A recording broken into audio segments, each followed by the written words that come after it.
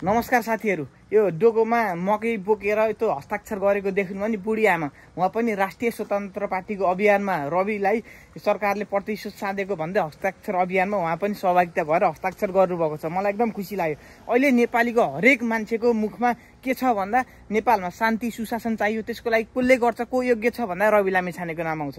अहिले रवि लामिछाने बिचरा जेलमा हुनुहुन्छ।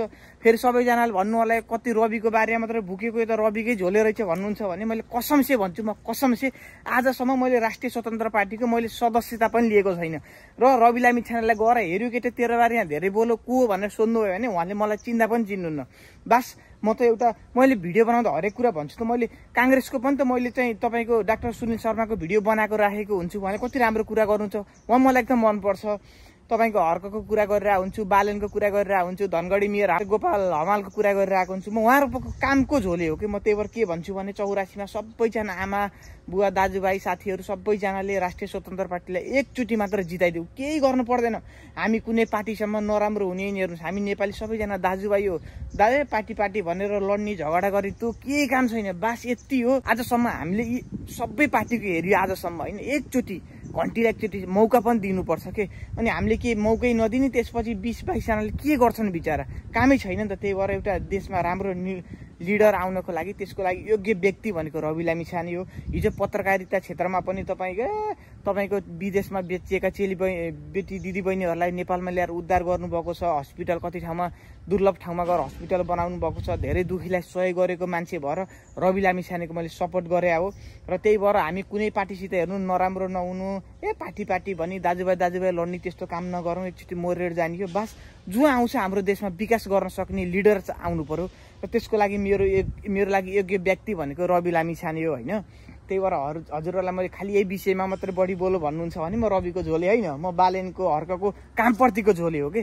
त्यही भएर आमा बुवा दाजुभाइ साथीहरू एकचोटि चाहिँ तपाईलाई रवि लामिछानेलाई भोट दिन मन छैन भने आजभोलि हाम्रो नेपालको विदेशमा नगएको युवा युवती कोही पनि छैन नि, एकचोटि फोन गरेर आफ्नो नाति छोरा छोरीलाई सोध्नु, बाबु भोट केमा हालम भनेर सोध्नु। तपाईँको छोराले के भन्छ? 100% घन्टी भन्छ। किन भन्नु न, विदेश आइसकेपछि बल्ल थाहा हुँदो रहेछ कि देशको माया कति हुन्छ भनेर के। पहिला म नेपालमा हुँदा नेपालको वास्तै हुन्थेन कि जब यो खाडीमा आएर दुःख गर्छु नि हजुर, हे तेरिका आज त मैले हिजो मेरो बुवाले 33 वर्ष इन्डियामा दुःख गर्नुभयो, आज मैले त्यही पाराले मैले खाडीमा आएर बेल्चा हानिरहेको छु। भोलि मेरा भावी सन्तान यसरी विदेशमा नआउन् भन्नको लागि पनि हामीले एकचोटि राष्ट्रिय स्वतन्त्र पार्टीलाई जिताएर 84मा विजय गराउनुपर्छ। फेरि यसको मतलब रवि लामिछाने आउने बित्तिकै 84मा विजय भएर जाने बित्तिकै नि एकैचोटि हाम्रो नेपाल स्विजरल्यान्ड अमेरिका हुने चाहिँ होइन। तर एउटा सुशासन समृद्धिले एकदम हाम्रो देशलाई जताततैबाट घेर्छ, सबै मान्छे शिक्षित हुन्छन् भन्ने तरिकाले मात्र मैले यो रविको अभियानमा मैले पनि साथ दिएको र एकदम प्रचार प्रसार गरिरहेको छु। मैले फेरि पनि भन्छु, म आजसम्म सदस्यता कार्ड लिएको पनि छैन। र एकचोटि चाहिँ रवि लामिछानेलाई सबैजनाले जिताइदिउँ प्लिज। पाप पनि लाग्छ कि यार, अति गर्नु अत्याचार नगर्नु है। रविले देशको लागि धेरै गर्छु भनेर आएको मान्छे हो। अहिले आएर बिचरा गर्ने मान्छेलाई खुट्टा तान्ने त हाम्रो नेपालमा त्यस्तै कुरा गर्नुहुन्छ भने कुलमान घिसिङ ल्याएर हुन्छ।